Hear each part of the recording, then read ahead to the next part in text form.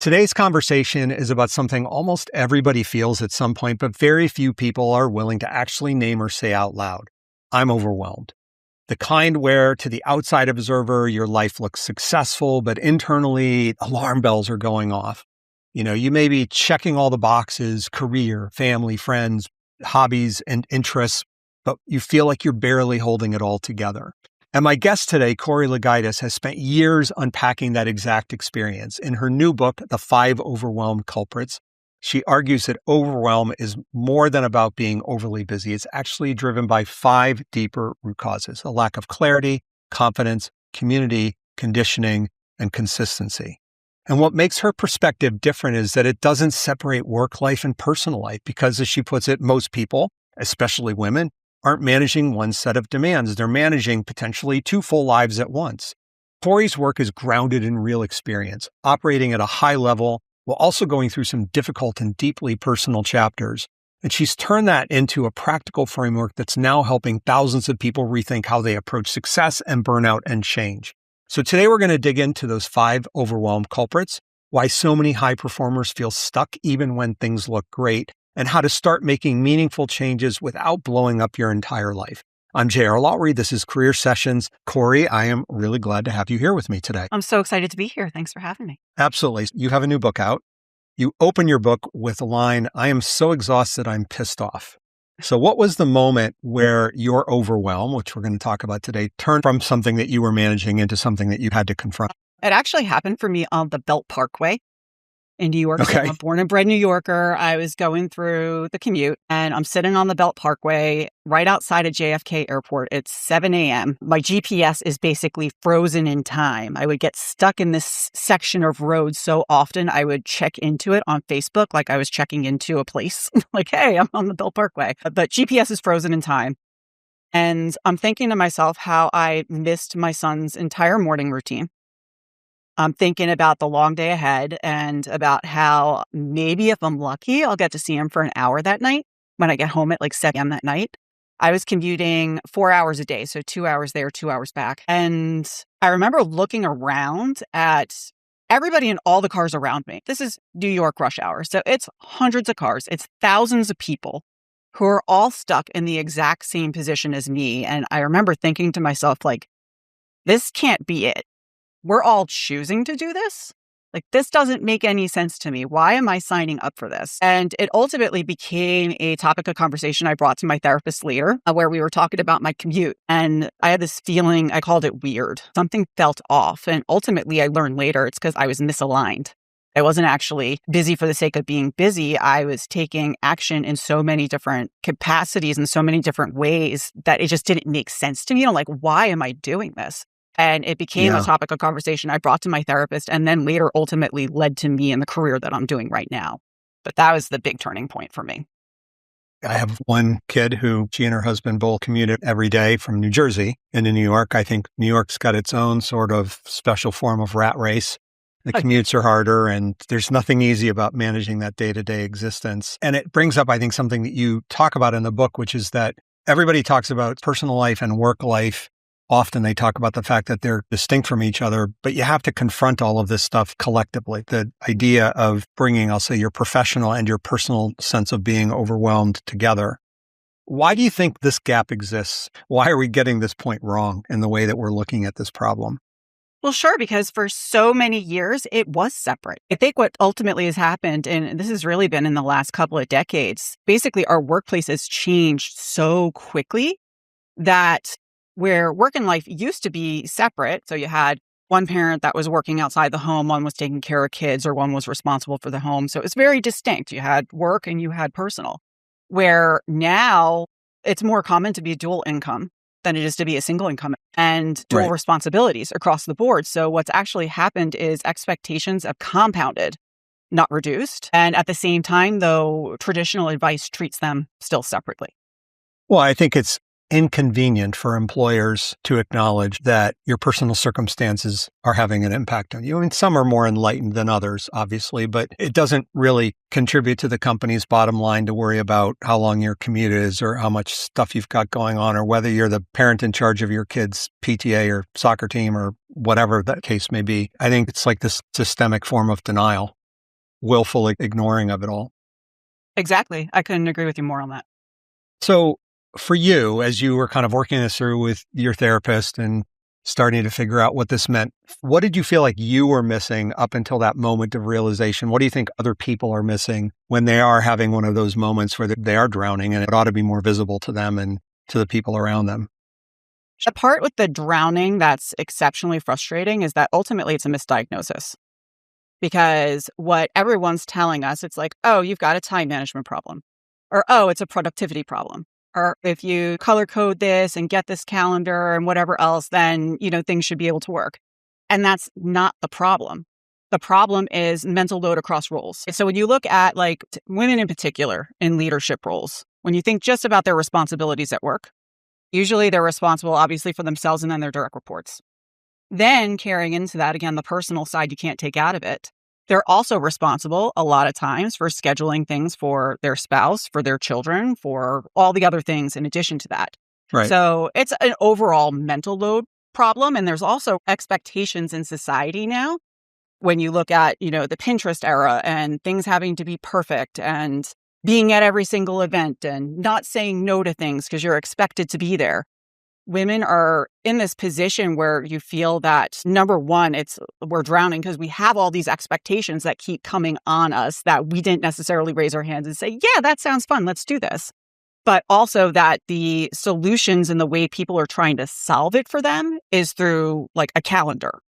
And that's ultimately not going to work. You have to actually find the root of why they are feeling this way to be able to address it.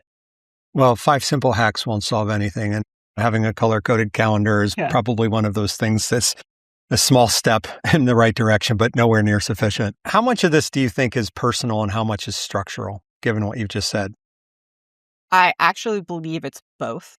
And one plays into the other. I think that the challenge is we treat overwhelm like it's a personal problem and all the solutions are personal, where especially in this day and age, a lot of the issues are structural. Best example I could think of off the top of my head, and again, I'm going to bring it back to the caregivers. The standard workplace works 9 to 5, but school drop-off is at 8 and we pick them up at 3. That's a structural problem. So it is both, and you can't solve a structural problem by giving them a personal solution, depending on what the situation is. Let's get to your book now. You've got 5 overwhelm culprits that you talk about in your book. Do you want to run through them? Clarity, confidence, community, conditioning, consistency. So that's the list, but you can put the color around all that for us. So the thing that's great about the overwhelm culprits in particular, because we were talking about structural versus individual, these actually work for individual as well as teams and organizations. So it works across the board, and you'll see as I describe them. So the first one is lack of clarity. It's not so much knowing what it is you want, but having alignment and understanding why you want it. So for individuals like me in the car all those years, the reason I was going through a 4-hour-a-day commute was because I wasn't aligned with my why. I was working for my family's business. I was heading it up after 15 years. I love the work that I did, but the thing that changed, my real why was my son.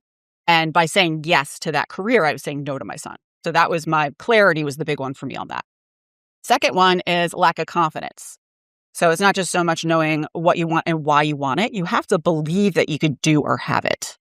So for a lot of folks that get stuck in cycles of imposter syndrome and things like that, that definitely plays into this, even in terms of teams. Looking overall at a team, if a team doesn't believe a goal is possible, you got to do something to bridge that belief gap before you're actually going to see them perform. Third one is lack of community. So the famous motivational speaker, Jim Rohn, once said, we are the average of the 5 people we spend the most time with. So if the people we are spending the most time with don't know how to do what it is we want to do, don't believe it's possible, don't support you in doing whatever it is you're going to do because it's not going to benefit them in some way, shape, or form, then you're going to stay stuck and you're going to stay overwhelmed. You're going to be in the exact same place that you're in right now. So that's a big one. The fourth one is lack of conditioning. So when I say conditioning, it's your physical and mental health and wellness. So by the point you reach burnout, it's actually too late. What we're looking to do is to identify where in your health and your wellness, are you drinking enough water? Are you getting physical activity? Are you taking care of your mental health? What kind of time and space do you have to be able to meditate, journal, talk to a therapist?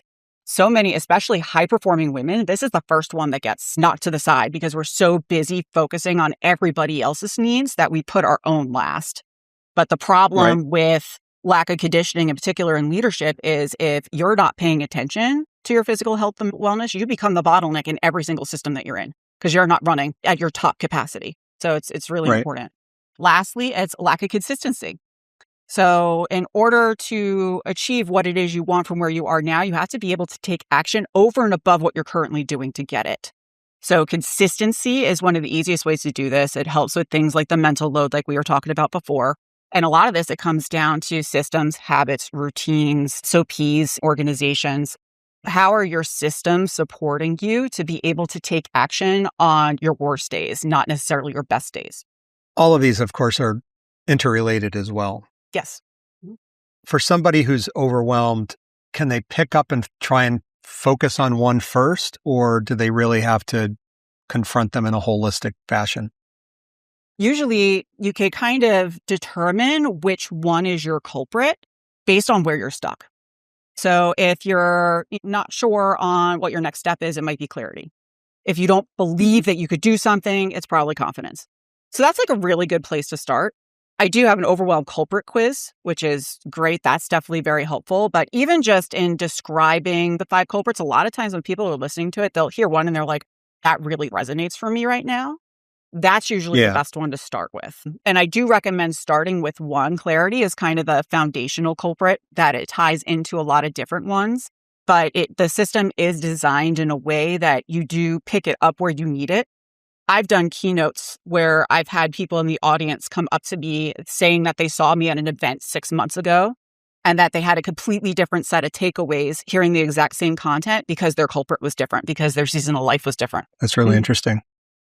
Having worked on this with people and delivered these keynotes and done your coaching work, do you find that any one of them is misunderstood by people, that it requires the most going deeper? Yes, I would definitely say lack of conditioning, because it's the first one that pretty much anybody puts to the side. If you're a high performer, you're always putting everybody else in front of you.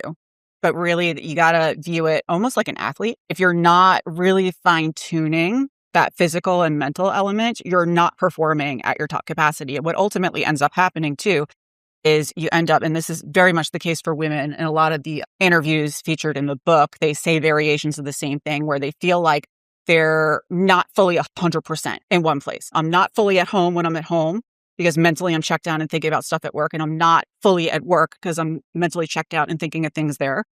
That's a direct reflection of, hey, you need to work on lack of conditioning, because you need to create that time and that space for your brain to wind down to be able to process so you can be fully present. Framework's practical, certainly clear, but I know you also draw on some pretty deeply personal experiences. How did those shape the 5 categories for you and more generally? Definitely did through, I would say, life experience, because the way it ended up happening, it was from having to survive while I was leading. I was leading as a corporate SVP, and in the time frame, I was looking at, okay, well, I left this abusive marriage. And by the time later on, I had experienced a suicide loss. And I had a therapist who was like, you should figure out how you were able to do this, and apply it to here. So it was very much kind of like a workshop process going through it. Yeah. And in looking at different situations, but in a way similar in terms of their through line, in terms of like trauma, there were different situations, but they were the same patterns that showed up over and over again. Each time I was starting off, I didn't have any clarity on what I wanted next for the next phase of my life. In each situation, it was showing up that I wasn't necessarily confident in certain areas, or that I didn't have the right support people. And it became very clear that those were the 5 to go after. And I ended up using it in, I guess you could say, kind of like a trial in navigating my suicide loss, because through that experimentation, within 6 months of having lost my then partner, I found the man that I ended up marrying, and I started my business. I did a whole bunch of other things that most people would have taken years to be able to kind of unpack and figure out, because I had the right support systems in place and I knew exactly what I needed to be able to allow myself the space to be able to heal and process, but also to still continue to perform. Sounds like a really fast time frame to have worked through everything you just described. It was very fast. And that's one of the reasons too, because I had gone through the same thing when I had gone through my divorce. And my therapist at the time was like, I have other patients that can't do what you're doing. If you could figure out how to teach people how to do it, you can impact a lot of lives. And at that point, I was still in my family's business. I was expected to take it over.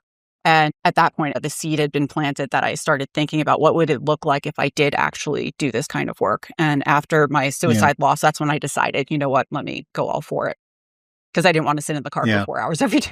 Let's come back to that car and sitting in the car for 4 hours every day. You know, a lot of people, they're chasing, I think, what you call the illusion of success, the idea of having things that look perfect on paper in terms of profession and family and kids, partner, hobbies, friends, all of that stuff that creates this sense of success, but they know inside something is wrong. When you feel that, like you described feeling off earlier in our conversation, how do you tell the difference between, I just signed myself up for too much and I got to start saying no more, to like, no, something more deeply is really wrong here? I think the biggest way to look at it is depletion versus misdirection. So when you're burnt out, you have no desire to do anything. You want to get away from it all. You want to run. You want to escape. You don't really have any kind of excitement in regards to the future. Where when you're in misalignment, the energy is there, but there's friction. So for me, sitting in the car, that energy was there. I love the work that I did, right? I love working for my family's business. I had built a career. I enjoyed the work that I did. But there was friction. There was friction in that commute. There was friction sitting there. It didn't sit right. And it's through that misdirection of energy that you could kind of tell the difference. For somebody who is feeling that sense of things, it's often really hard to break away from the status quo, right? You get into this cycle. You're on the hamster wheel. Why is staying stuck so often more appealing than confronting change, even when we're deeply unhappy? Because it's much easier to stay unhappy than it is to face our fears.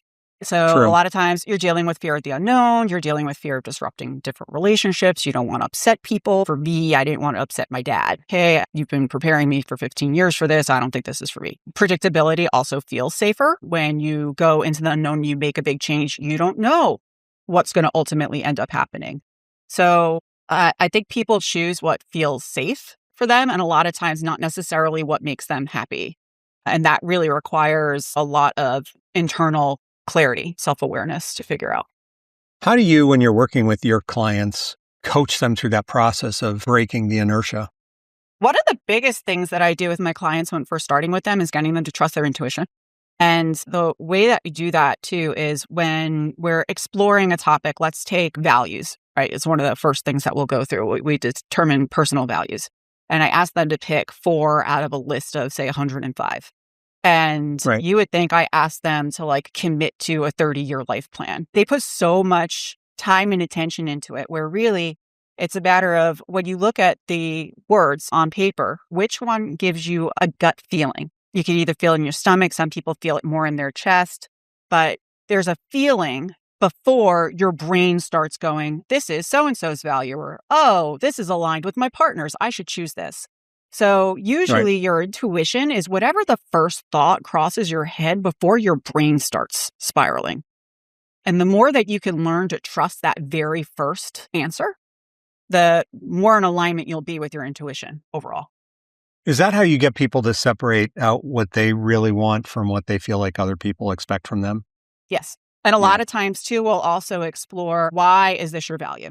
And having them explain it. And if it ties into, somebody else shares it, okay, well, why is that important? If this person wasn't part of the equation, would this still be your value? And helping them gain clarity from there. So asking why is an excellent question, just in terms of coaching to get you 4 levels deeper to the root of what you're looking to uncover. Do you think this is a harder process for women than it is for men? I do, for a couple of different reasons. I think in general, women aren't necessarily nurtured to trust their intuition. We're nurtured to be exceptionally safe. Even little girls versus little boys, what we praise, little boy, they jump from the top of the stairs. You're like, oh, he's daring. And the little girl does it. Like, what are you doing? You're going to break your leg. Women in general, we're encouraged to be helpful. We're encouraged to be kind. We're encouraged to take care of people. And none of that has anything to do really with your intuition. Where little boys, is this a good idea? Basically trying to train them to be leaders through making decisions, through trying and failing. Little boys definitely get more flexibility with versus girls. So I do think that intuition is much, much harder for women to grow and nurture. But I think that women that do really kind of tap into it because of, I don't necessarily want to say empathy, but because of other ways that women process emotion and feelings as well as situations and problems, that their intuition becomes very, very powerful compared to the way that men may process the same situation. Yeah, even for people who are coming into adulthood now, there's probably still gender norms that are being imposed on kids growing up that affect how they behave as adults and confront some of these things when they run into them as adults. Yeah, definitely. Come back to the idea of success and the hamster wheel. What are some of the other lies that we often tell ourselves about success? I would say the biggest one that I see is this belief that success is tied to sacrifice, that you can't have one without the other. And this is something that was modeled for me. I'm a fourth generation entrepreneur. I learned everything I learned from my father and my uncle, who learned from my grandfather. And in watching how they ran our family businesses, it was work hard, play hard. It was, 70, 80 hours a week in the office. It was the long commute. That's why I thought it was normal. It was a lot of missed school concerts and things like that on my side that my dad might be on a business trip. And that's what I thought the definition of success was, because my family is successful. What I've learned since then, because I wasn't going to sit in a car for 4 hours a day, is you can still have your own version of aligned success. There's a big difference between being successful for the sake of success as well as being aligned with what it is that you're working towards. And when you design it intentionally, it's possible. I run my business now on 20 hours a week. Everything is designed around my kids. So it is entirely possible to have that level of success. And I would say I've been more successful in my career since I've left and started my own thing than I was before. So I would say that's the biggest lie that I would definitely be telling my kids for sure. You talk about the fact that change can happen in two ways. Either you choose it or you're kind of forced into it. How do those two paths, right? Choosing it versus being forced into it tend to lead to different types of outcomes? I'd actually say it's the same outcome, but different experiences. You have two ways. So the first one is you can make a conscious choice. Hey, I'm going to change. Hey, I'm going to quit my job and I'm going to apply for this other job that I'm not sure if I'm qualified for, but it would be great if I got it. Or you could be forced into it through what I call a pivotal life moment. So pivotal life moments are things like I described before, a divorce, I had a suicide loss. It could be you lose your job. It could be any number of things. It's your life after the event is different than it was before. That's a forced change. There's so many people who will not change their job until they're laid off. That's a forced change. You're ultimately leading to the same thing. You could either choose to get a job and change your job, or you could be laid off and then have to go and find a job. But the experience is very different because through the choice, there's a certain level of empowerment. There's a certain level of confidence that you build by taking the chance and going through and doing things and having it go according to plan. Where when you go through the pivotal life moment or forced way, the experience isn't as bright and shiny.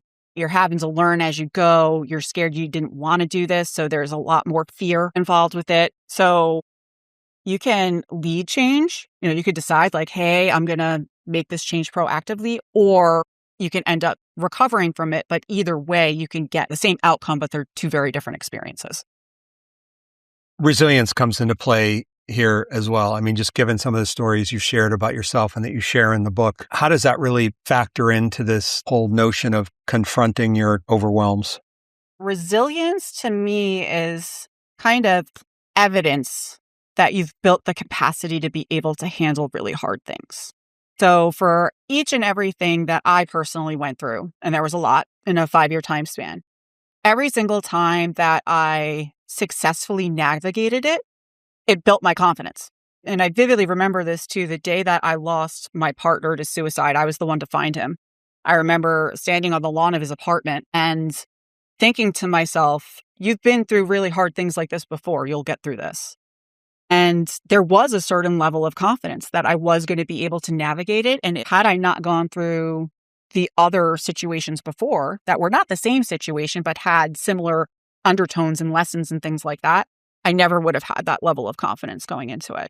So definitely is that moment where you know deep down, I can do this again. That's true resilience. I think to your point, every challenge that you face makes you just a bit stronger. Yeah. It gives you a sense of pattern recognition of, I know what this feels like. I've been here before. I'll get through it. And having those challenges in life, painful as they are in the moment, they do help you get through lesser situations in the future more readily than you would have otherwise. Sure. I'd also probably add to that when we were talking before about deciding to make a change or waiting for a pivotal life moment. When you've gone through situations like that in the past and you've successfully survived it and built that confidence, it makes making those proactive decisions so much easier because they seem like nothing in comparison to what you went through.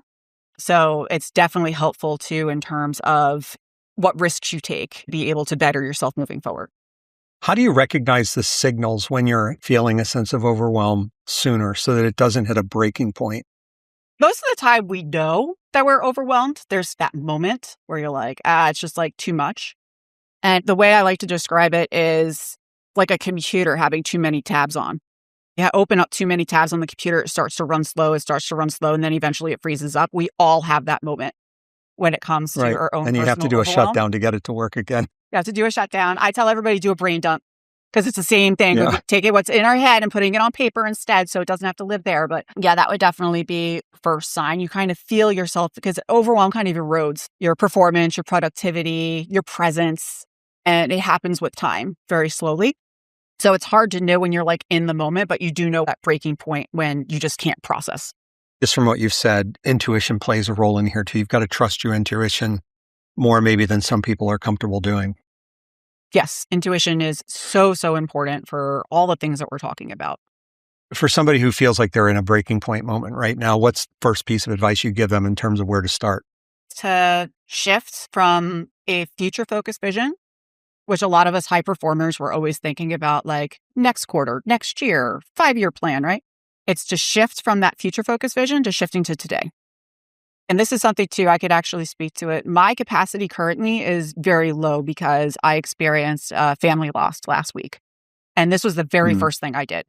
It was from, okay, we're going to day by day instead of monthly or weekly. I mean, my team knows, everybody knows we're shifting to day by day because your overall capacity is lower and you need time and space to be able to process what's going on. So this is really helpful in that it removes pressure from you. It gives you that space. And then you naturally know when the time is to start shifting back to that future focus because you're going to start to get excited. Once you finally have the time to process and move through whatever it is you're moving through that's overwhelming right now, you're going to naturally start to shift forward again. And that's when you just go back to business as usual. But to start, take all that pressure off yourself and shift to what would make today a successful day and leave it at that.